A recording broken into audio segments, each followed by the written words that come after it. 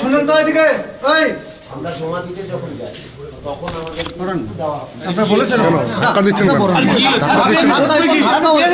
কেন?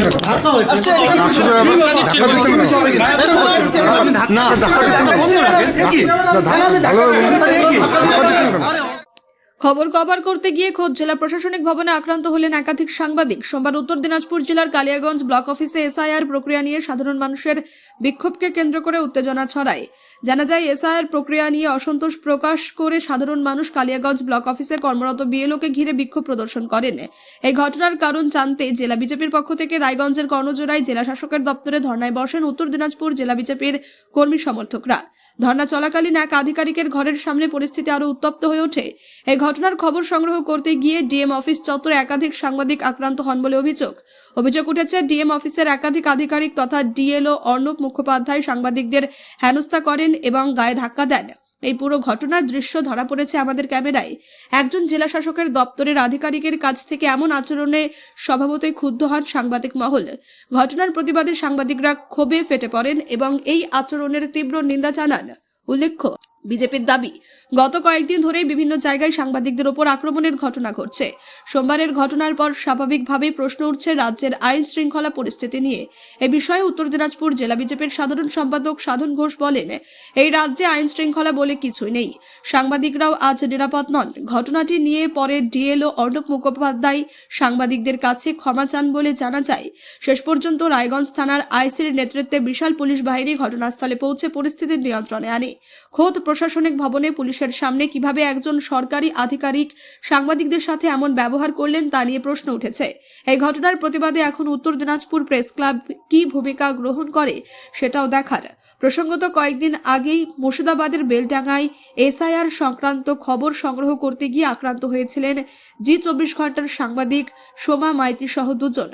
অর্থাৎ রাজ্য জুড়ে সাংবাদিকদের নিরাপত্তা এখন প্রশ্নের মুখে। কি কারণে ডিএম অফিসে আপনারা ধর্নায় বসলেন? আপনারা সকলেই জানেন, ইলেকশন কমিশনের গাইডলাইনে খসড়া লিস্ট তৈরি হয়েছে নির্বাচনকে সুষ্ঠুভাবে করার জন্য।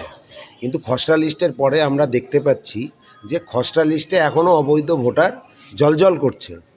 তার জন্যে ইলেকশন কমিশনের গাইডলাইন মেনে ফর্ম 7 ভরে কমপ্লেন করতে হয়। আপনারা সকলেই জানেন 15 তারিখ একবার তার লাস্ট ডেট ছিল, সেটা ডেট বাড়িয়ে 19 তারিখে করা হয়। কালিয়াগঞ্জ বিধানসভার 11 নম্বর ওয়ার্ডের 77 নম্বর বুথে আমরা এরকম 6 জন অবৈধ ভোটারকে খুঁজে পাই যারা সেখানে বসবাস করেন না, কিন্তু খসড়া লিস্টে তাদের নাম আছে। সেটা নিয়ে যখন আমাদের ওই ওয়ার্ডের কাউন্সিলর পিয়ালি সাহার হাজব্যান্ড অমিত শাহ এবং আমাদের 5 নম্বর ওয়ার্ডের কাউন্সিলর গৌতম বিশ্বাস মহাশয় কালিয়াগঞ্জ ব্লকের এইআরওর কাছে সেই 6টা ফর্ম নিয়ে যখন কমপ্লেন করতে যান, সেখানে তৃণমূল আশ্রিত গুন্ডারা বিডিও অফিসকে ঘিরে রেখে আমাদের 2 জন কাউন্সিলরকে আক্রমণ করা হয়, তাদের ঢুকতে দেওয়া হয় না এবং ফর্মগুলো সেগুলো কেড়ে নেওয়া হয়। তা আমরা যখন সেখানে জমা করতে না পারি, কালিয়াগঞ্জ বিধানসভার যিনি ইআরও আছেন শুভ্রাংশু মণ্ডল, ওনার সঙ্গে আমরা যোগাযোগ করার চেষ্টা করি, উনি ফোন উঠান না। তার জন্য আমরা বাধ্য হয়ে ওনার অফিসের সামনে আসি আমরা ফর্ম জমা করতে। কিন্তু এখানেও এসে দেখি অদৃশ্য কারণে উনি তখন মানে আমরা যখনই আসি তারপর থেকে উনি অফিস ছেড়ে পালিয়ে গেছেন, তারপর থেকে ওনার দেখা নেই। তার জন্য আমরা এখানে বসে ওনার জন্য অপেক্ষা করছি। কিন্তু এরকম চিত্র রাজ্যের বিভিন্ন ব্লকে দেখা যাচ্ছে, কি বলবেন? এটাই হচ্ছে পশ্চিমবাংলার পাবলিককে বলবো, আপনারা চিন্তা করুন, এসআইআরের যখন হিয়ারিং শুরু হয় যখন হিন্দুদেরকে যখন ডাকা হচ্ছিল তখন আমরা কোথাও শুনতে পাইনি যে এসআইআরের নামে হয়রানি করা হচ্ছে, এসআইআর অবৈধ। কিন্তু যখন দেখা গেল একটা বিশেষ শ্রেণীর লোককে ডাকা শুরু করলো ইলেকশন কমিশন, তখন আমরা দেখলাম রাজ্যের বিভিন্ন জায়গায় প্রতিবাদ হতে, এমনকি সরকারি অফিস পোড়াতেও আমরা সেই বিশেষ সম্প্রদায়কে দেখলাম। দাদা, তৃণমূল থেকে বারবার অভিযোগ করা হচ্ছে ইলেকশন কমিশনার নাকি এই বিষয়টি নিয়ে বেশি উস্কানিমূলক করছে। কোথাও উস্কানিমূলক কিছু নেই। আপনারা জানেন সারা দেশের মধ্যে 12টি রাজ্যে এসআইআর হচ্ছে, কিন্তু আপনি যান বাকি কোনো রাজ্যে এসআইআর নিয়ে কোনো রকম কোনো কিছু নেই।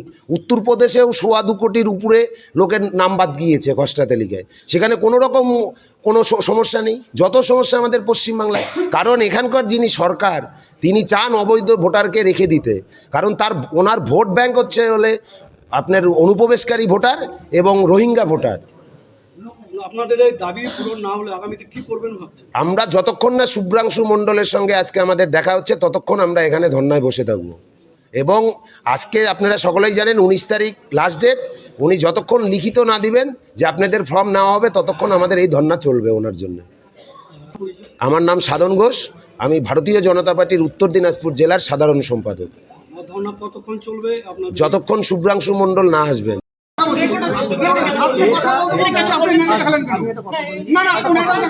আচ্ছা, এটা যদি আপনি কি পারেন, আবারও বলছি, এটার জন্য যদি আপনার মনে হয় থাকে আমি সামনে আসি, কিন্তু চলে যেতে পারতাম।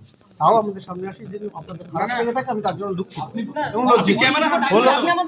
সামনেই বললাম, সামনেই বললাম, আপনার সামনেই বললাম, তার জন্য আমি দুঃখিত। এবার বলুন আপনি আর কি চাচ্ছেন? আপনি এমনটা করতে পারেন? হ্যাঁ, তা তো নয়। আমি আপনারা অফিসের স্টাফ হয়ে দেখুন, এমন করেন?